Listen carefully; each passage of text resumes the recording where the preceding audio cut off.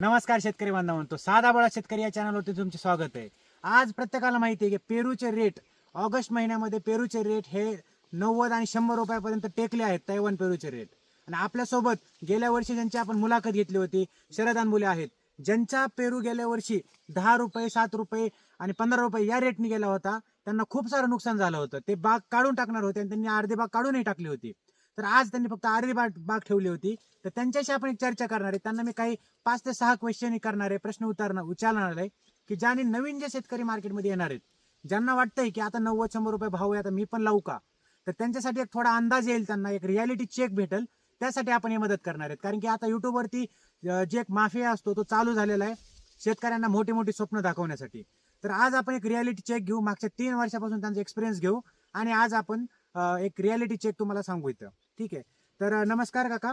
नमस्ते. तर ह्या वर्षीच्या मार्केट अप रेट्स तुम्हाला काय काय भेटले आणि कसे कसे भेटले हे थोडी गंमत सांगा आपल्या शेतकऱ्यांना. आता यावेळेस काय झालं, आपण जे छाटणीचा कालावधी घेतला ना ह्या वर्षीचा, तो थोडा वेगळ्या पद्धतीने घेतला. की बऱ्याचशा छाटण्या लोकांनी बरोबर बऱ्याच शेतकऱ्यांनी अगोदर घेतल्या होत्या. आपण ती थोडीशी छाटणीमध्ये थोडीशी लेट घेतली. म्हणलं नाही का, सगळ्या बरोबरच गेल्या वर्षी बी तीच परिस्थिती झाली होती. बरोबर बरोबर. सगळ्यांनी बरोबर छाटण्या घेतल्या, वन टाइम सगळ्यांचा माल मार्केटला गेला आणि तिथं सगळ्या शेतकऱ्यांचं नुकसान झालं. बरोबर अगदी त्याच्या व्यतिरिक्त आपण काय केलं, यावेळेस थोडं चेंज केलं आणि थोडं छाटणीचं नियोजन बदलल्यामुळं माल सगळ्यांबरोबर आला नाही यावेळेस. म्हणजे आता ऑलरेडी माल निघून गेलेला आहे खूप लोक. हा, बऱ्याच जणांचा माल एप्रिल पासूनच माल स्टार्ट आहेत बऱ्याच लोकांचे. तर त्याच्यामध्ये मग आपण थोडं लेट सुरू झालो. त्याचा फायदा बी आपल्याला झाला थोडक्यात, की जेणेकरून माल आपला आता मार्केटमध्ये आलेला आहे. बरोबर. तर आता पहिला प्रश्न विचारू, डायरेक्ट प्रश्नाकडे जाऊ आपण. तर एक नाण्याच्या 2 बाजू असतात, बरोबर. तर या वर्षी तुम्हाला 90 ते 95 रुपये इतका रेट भेटलाय. हो. हे ऐकून आता खूप भारी वाटतं, सगळ्यांना खूप भारी वाटतं. पण जे लोक हा रेट बघून आता आज खुश होते, तर त्यांना सांगा की गेल्या वर्षी तुमची काय अवस्था होती आणि त्याच्या आधी काय होती आणि कशी होती. नाही, गेले 2-3 वर्षाचं रिपोर्टिंग जर काढलं तर नेमकं काय व्हायचं, ज्यावेळेस पाणी उपलब्ध असायचं त्यावेळेस मालाला सेटिंग आपल्याकडे नसायची. आणि ज्यावेळेस आपल्याकडे पाणी नाही त्यावेळेस आपल्याला सेटिंग धरायची वेळ यायची. मग त्यावेळेस माल बी टिकत नव्हता. माल जर टिकलाच तर तो अशा वेळेला यायचा की बरोबर त्यावेळेस मार्केट पूर्णतः डाऊन झालेलं असायचं. पूर्ण मार्केटमध्ये पेरूचा पूर असायचा आणि त्यावेळेस काही मार्केटमध्ये रेट राहायचे नाही. आणि 3 वर्ष भरपूर नुकसान सोसलं. त्याच्यामध्ये अर्धी बागही काढून टाकली. असा विषय झालेला आहे तो. म्हणजे बघा शेतकरी म्हणून मागच्या 2 वर्षांनी 3 वर्षांपूर्वी त्यांना सतत नुकसान होत होतं. ह्या वर्षी त्यांना फक्त हा एक सक्सेस भेटलेला आहे. तेही ते सांगतायत की त्यांनी जी छाटणी जी केलेली आहे पेरूची, त्याच्यामध्ये थोडा त्यांनी चेंज केलेला आहे, त्याच्यामुळे हे भेटलेलं असं त्यांचं म्हणणं आहे. तर दुसऱ्या प्रश्नाकडे जाऊ, लपलेला खर्च. आता जरी ना 95 रुपये तुम्हाला रेट भेटला असेल, तरी मार्केटमध्ये नेण्यासाठी 1 किलो माग पेरूच्या फोम माग फवारणी मजुरी ट्रान्सपोर्ट, तर ह्याच्या मागे तुमचा किती खर्च आहे आणि हातात निव्वळ किती आलेले ह्या वर्षी.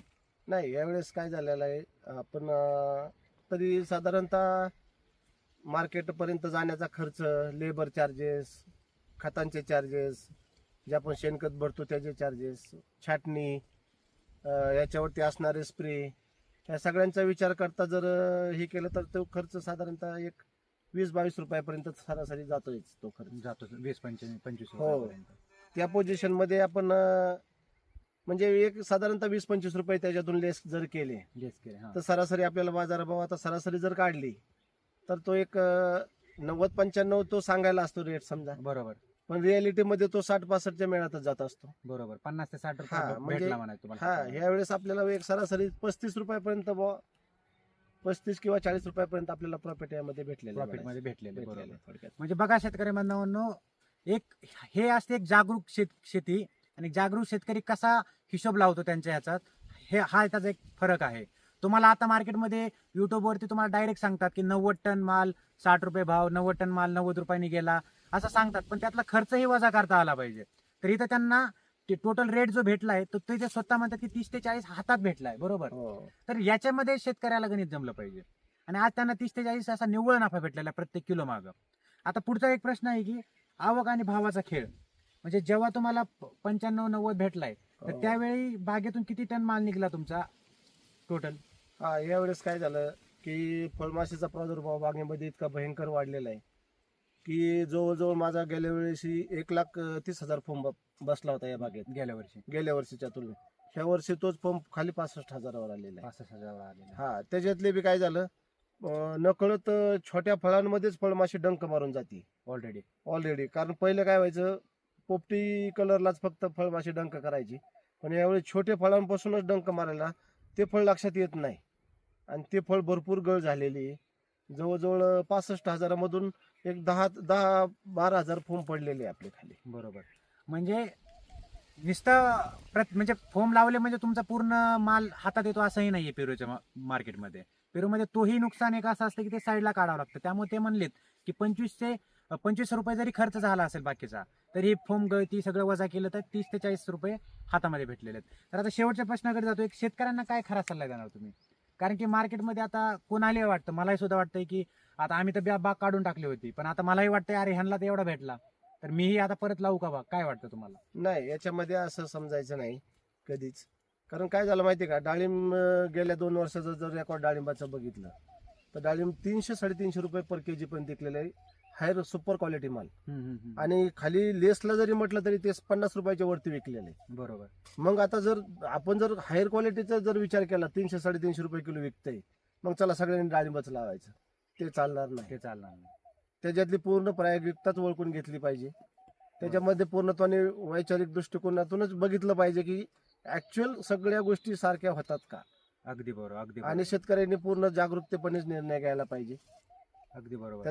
त्याचे कॉस्टिंग, त्याचा सगळा खर्च आणि त्याचे होणारे पुढचे सगळे नफे तोट्याचा विचार करूनच प्रत्येक पिकाकडे वळलं पाहिजे. नक्की. म्हणजे बघा, त्याच्यामुळे मीही सांगतोय, आपल्या साधा बोळा शेतकरी या चॅनलवर आपण सतत सांगतो की मिश्र शेतीकडे जा. यांनी पूर्ण 4-5 एकर पेरू लावलेला नाहीये, यांनी खूप कमी पेरू लावलेला, आणि हे सोबतच अजूनही खूप सारी शेती करतायत, फक्त पेरूच्या मागे नाहीच चालले. त्याच्यामुळेही त्यांना गेल्या वर्षी जे 2-3 नुकसान झाले होते त्याचा जास्त फटका नाही बसला, कारण त्यांनी त्याचं उत्पन्न दुसरीकडून काढलं होतं. अगदी बरोबर ना? हो, गेल्या वेळेस आपल्याकडे बाकीचे पीक होतेच ना आपल्याकडे. त्याच्यामुळे जास्त आपल्याला ते सहन करता आला, तो फटका सहन करता आला. आता कमेंट करून सांगा, जर तुमच्याकडे तुमचा एक बॅकअप प्लॅन आहे, जर पेरू वाया गेला किंवा ड्रॅगन फ्रूट वाया गेलं, तर तुमच्याकडे बॅकअप प्लॅन काय आहे? जर बॅकअप प्लॅन आहे तर ओकेच, तुम्ही एक जागरूक शेतकरी आहात आणि तुम्ही पुढेही असा फटका सहन करू शकता. पण जर नाहीये तर तसे बॅकअप प्लॅन करा आणि मगच अशा खर्चिक शेतीमध्ये घुसायला पाहिजे. बरोबर. तर धन्यवाद आपल्याला टाइम दिल्याबद्दल. टाइम अभावी आपण थोडाच व्हिडिओ बनवलेला आहे आज, परंतु कमेंट करून नक्की प्रश्न विचारा, आपण त्याचं उत्तर देण्याचा प्रयत्न करतोच. धन्यवाद, भेटू परत.